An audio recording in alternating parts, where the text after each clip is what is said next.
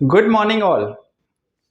आज का वीडियो हम एक क्वेश्चन को आंसर करने के लिए बना रहे हैं कि जब कोई भी पेरेंट्स अपने बच्चे को पहली बार वैक्सीनेशन के लिए लेके जाते हैं और जब उसकी एज 6 वीक्स हो चुकी होती है तो उनका अक्सर एक क्वेश्चन होता है कि सर आप जो वैक्सीन यूज़ करेंगे क्या वो पेनलेस है। तो आज हम इसी चीज़ को एलोबरेट कर रहे हैं इस वीडियो में कि ये पेनलेस वैक्सीन क्या होते हैं and how are they different from traditional vaccine. सबसे पहले मैं बताऊंगा कि जो पेनलेस वैक्सीन का कंसेप्ट है, पहली बात तो ये है कि सभी वैक्सीन के लिए एप्लीकेबल नहीं है। केवल एक वैक्सीन ऐसा है जिसके बारे में आप ये कह सकते हैं कि जहां पर एक चॉइस ले सकते हैं कि पेनलेस वर्सेस ट्रेडिशनल, और वो वैक्सीन है जिसका नाम है हेक्सावेलेंट वैक्सीन या 6 in 1 वैक्सीन, जो कॉम्बो पैक होता है और जो अलग अलग मैन्युफैक्चरर्स अलग अलग नामों से बनाते हैं। उस वैक्सीन में 6 एंटीजेंस होते हैं जो कि बच्चे को 6 बीमारियों से लड़ने की क्षमता देते हैं। उनमें से केवल एक बीमारी ऐसी है जिसको हम व्हूपिंग कफ या पर्ट्यूसिस बोलते हैं, जिसका पॉजिटिव ऑर्गेनिज्म बॉर्डेटेला पर्ट्यूसिस होता है। केवल उस एंटीजन के अंदर एक चॉइस आपको मिलती है कि आप जो वैक्सीन लगवाने जा रहे हैं क्या वो वैक्सीन पेनलेस हो सकता है या सोकल ट्रेडिशनल वैक्सीन हो सकता है। बाकी जितने भी एंटीजन हैं उसमें ऐसी कोई चॉइस नहीं है। तो अब ये जो एंटीजन है, जो बॉर्डेटेला पर्ट्यूसिस ऑर्गेनिज्म के अगेंस्ट या पर्ट्यूसिस व्हूपिंग कफ बीमारी के अगेंस्ट जो एंटीजन है, ये एंटीजन आपको दो तरीके से मिलता है।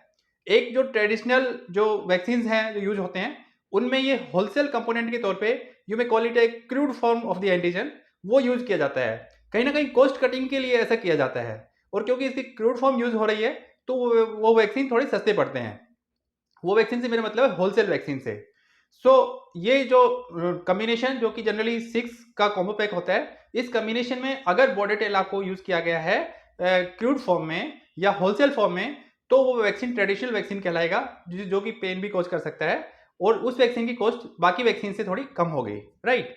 ये हो गया वैक्सीन जो कि जिसमें होलसेल एंटीजन यूज किया गया है। अब इसकी दूसरी परिस्थिति ये हो सकती है कि जो 6 का कॉम्बो पैक है, जो हेक्सावेलेंट वैक्सीन है, उसमें उसमें instead of using crude antigen, अगर आप रिफाइंड एंटीजन यूज करते हैं जिसको हम एसेलुलर पर्ट्यूसिस बोलते हैं, अगर वो यूज किया गया है तो उस केस में जो एंटीजेनिक रिएक्शंस होती हैं जैसे कि रैशेज, पेन होना साइट पे, ये सब कम होते हैं।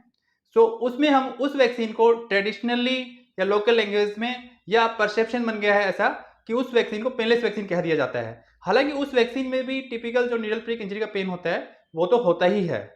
जो मैंने अभी तक आपको बताया वो ये है कि जो वैक्सीन बच्चे को 6 वीक्स पे, 10 वीक्स पे और 14 वीक्स पे लगने हैं, उनमें एक जो इंपॉर्टेंट वैक्सीन है जो कि इंजेक्टेबल है, उसका नाम होता है हेक्सावेलेंट वैक्सीन। और उस वैक्सीन में आपको चॉइस मिल सकती है कि आप इनमें से जो 6 बीमारियां हैं उनमें से पार्टिकुलरली जो बॉर्डेटेला कंपोनेंट है उसको आप क्रूड फॉर्म वाला बॉर्डेटेला चूज करना चाहेंगे या आप रिफाइंड वाला चूज करना चाहेंगे। अगर क्रूड फॉर्म वाला आप चूज करेंगे तो थोड़ा जो फेब्राइल रिएक्शंस का और जो इंजेक्शन रिएक्शंस हैं उनका रिस्क ज्यादा रहेगा, एंटीजेनिक रिएक्शंस का रिस्क ज्यादा रहेगा। और अगर आप प्योर फॉर्म यूज करेंगे तो नेचुरल है कि एंटीजेनिक रिएक्शंस जिनका फीवर एक पार्ट है उनका रिस्क कम रहेगा।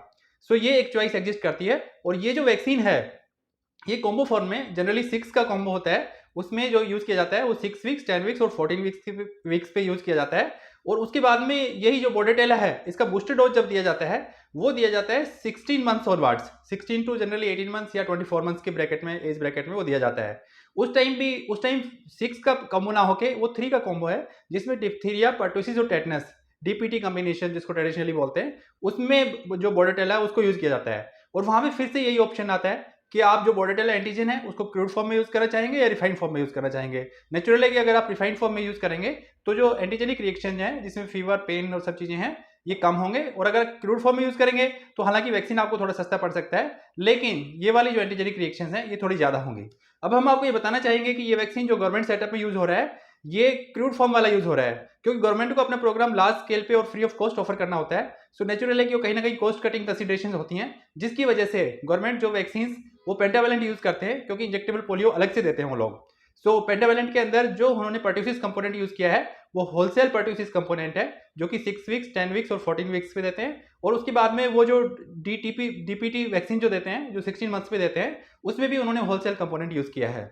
और यही एक कारण है कि जब भी आप वैक्सीनेशन के लिए किसी गवर्नमेंट सेटअप में बच्चे को ले जाते हैं, जब बच्चा 6 वीक्स, 10 वीक्स या 14 वीक्स का होता है, तो उसमें जो हेल्थ वर्कर है वो वैक्सीन देने के साथ साथ ही उसको पैरासीटामोल ड्रॉप्स भी देता है, क्योंकि उनको पता होता है कि जनरली इसमें जो एंटीजेनिक रिएक्शंस है वो काफी कॉमन है। जनरली पेंटावेलेंट या डीपीटी देने के बाद में फीवर आ ही जाता है।